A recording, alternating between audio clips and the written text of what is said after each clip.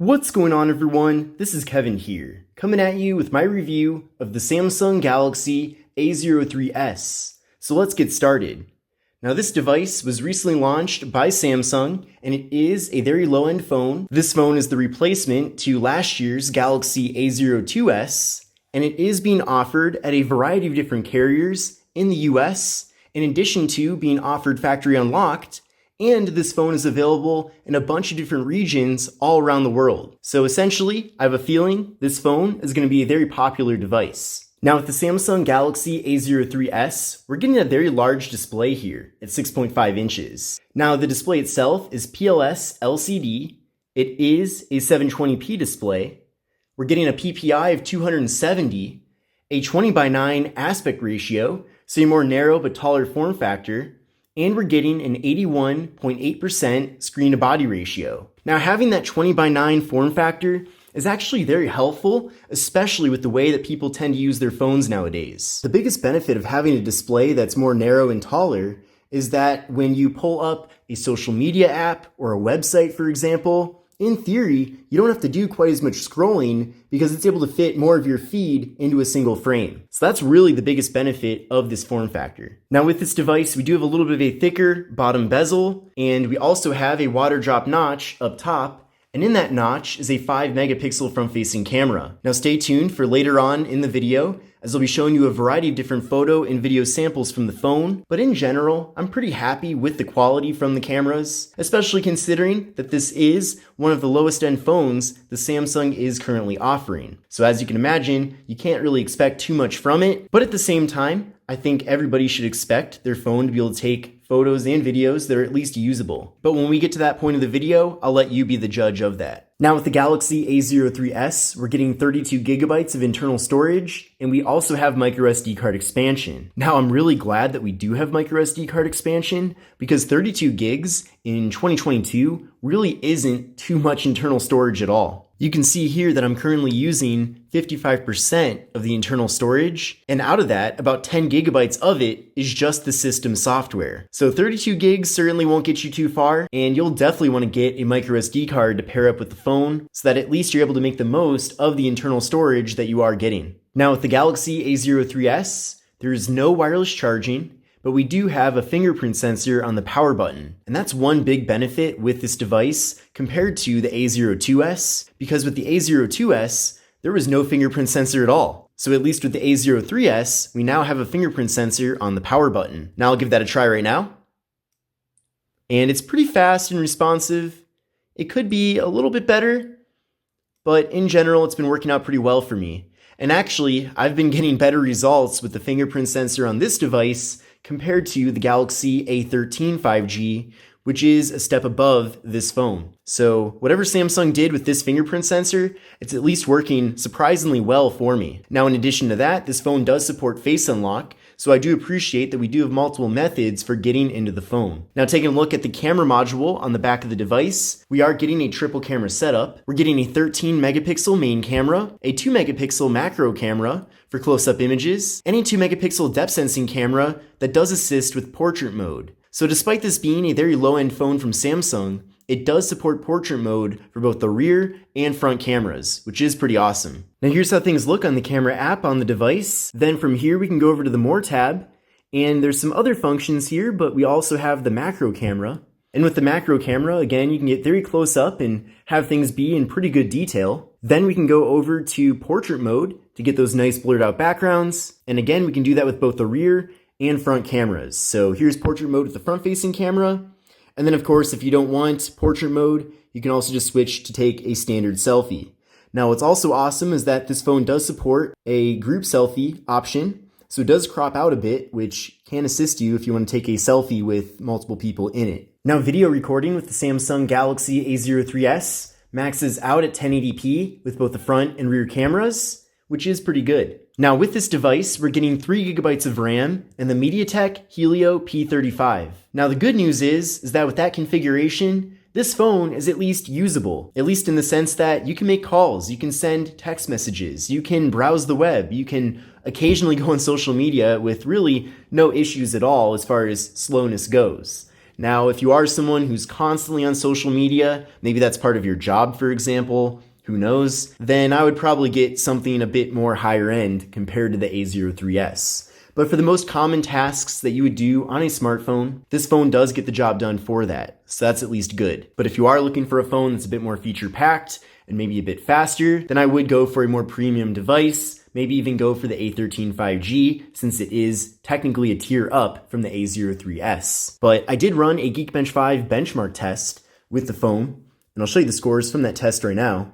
But essentially, I got a single core score of 174 and a multi-core score of 888. So what I recommend doing is running this test on your current phone and then compare your scores to these scores to get a better idea of whether or not the Samsung Galaxy A03s is going to be a performance upgrade for you, because these numbers really don't mean anything unless you're comparing them to another device. But again, for the fundamentals that you'd be using a smartphone for, this phone is fast enough. But again, if you're doing anything higher end, maybe you consider yourself a power user, I would certainly avoid this one.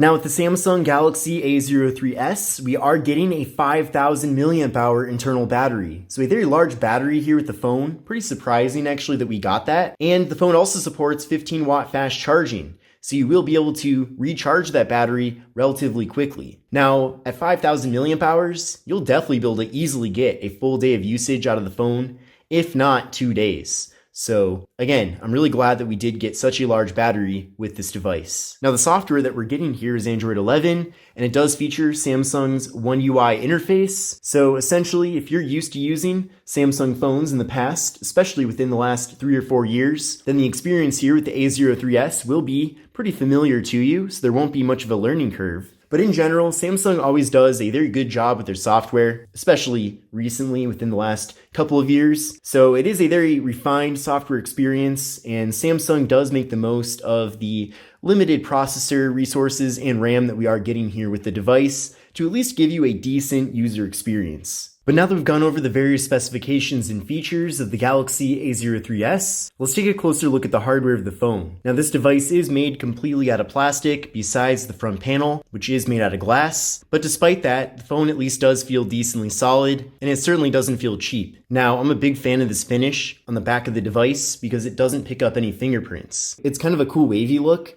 Now it's certainly not made out of anything too premium, but it does at least look good, and again, doesn't pick up too many fingerprints, especially compared to a phone that has a glossy back, for example. Now taking a look at the left side of the device, we have just the slot for the micro SD card and SIM card. Then on the right side, we have the power button, which is also the fingerprint sensor, volume down and then volume up. Then up top here, we have the noise canceling microphone. And then on the bottom of the device, we have the 3.5mm headphone jack, microphone, USB-C port for charging and data transfer, and we have the speaker. And then on the back of the phone, we just have the camera module, flash, and the Samsung logo, and that's pretty much it. So it is a pretty minimalist phone in general. Now, as I mentioned earlier in the video, I was able to take some pretty decent photos with this device. And again, you're certainly not going to win any photography awards with the A03s, but at the same time, if you just want to take some photos and videos to post on social media, maybe preserve some memories, maybe you're going on vacation, for example, and you just want to take photos that are good enough, then thankfully the cameras on this device can get the job done. But if you are looking for quality that's anything like some of the latest, highest end smartphones out there,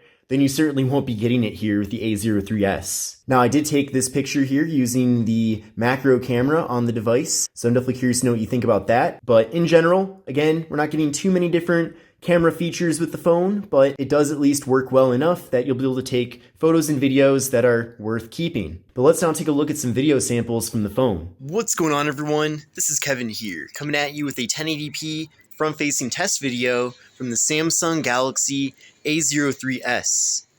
Definitely curious to know what you think of both the video and audio quality from this, but from what I can see so far, it seems pretty good for a very low-end device. But again, really curious to know what you think. And here is a 1080p video using the rear camera on the Samsung Galaxy A03s. We do have autofocus in video mode, but it's not necessarily that great.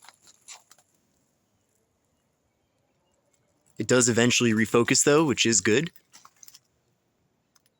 also offered globally, and I believe that it's going to be making its way over to additional US carriers as well. And then the Samsung Galaxy A12 was launched about a year ago. The video viewing experience on the Samsung Galaxy A03s is actually pretty decent. Now that's mostly due to this phone having such a large display at 6.5 inches, but at the same time, the colors are pretty good. The speaker is not too bad either, especially for a lower end phone. Now it does have just one speaker for listening to audio. The earpiece is only for phone calls, unlike some more premium phones where you get audio coming out of both the main speaker and earpiece as well when watching videos or listening to music. But for a lower end phone like this one, I suppose that's not really a big deal. But most importantly, the main speaker on the phone is at least good enough that you can sit back, relax, and watch a video, for example. So that's at least good. So in conclusion, is the Samsung Galaxy A03s a good phone to buy, and should you consider it? Now, I definitely like that we have a decent fingerprint sensor on the phone, and I like that we're getting such a large display, and I also like that it's at least powerful enough that it's usable.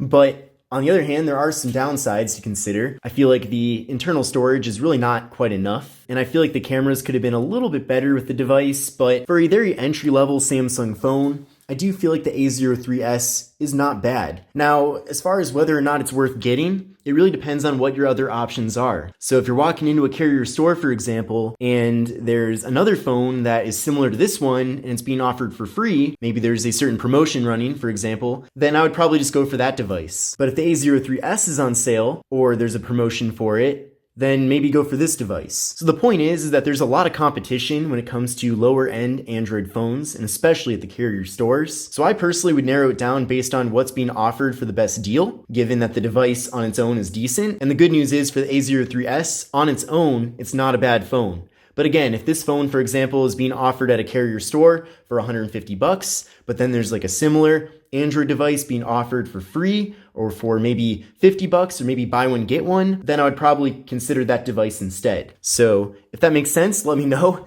If you have any further questions, also let me know in the comments. But in general, on its own, I do think the Samsung Galaxy A03s is worth buying. But I hope you enjoyed my review of the Samsung Galaxy A03s. Definitely sub to the channel if you enjoyed the video and want to see more. But this is Kevin here, and I will see you in the next video. Take care and have a great rest of your day.